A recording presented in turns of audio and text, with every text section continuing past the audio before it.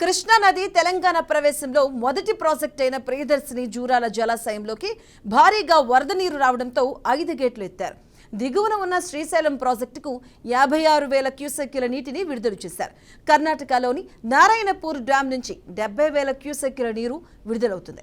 మరి ఈ నీరు జూరాల జలాశయంలోకి చేరడంతో నిండుకుండలా కనిపిస్తుంది. జూరాల ఎగువ దిగువన ఉన్నటువంటి జల విద్యుత్ కేంద్రాల ద్వారా 10 యూనిట్లలో విద్యుత్ను ఉత్పత్తి చేస్తున్నారు. జూరాల ప్రాజెక్టుపై ఆధారపడినటువంటి ఎత్తిపోతల పథకాలకు ప్రాజెక్టు కుడి ఎడమ కాలువలకు నీటిని విడుదల చేశారు.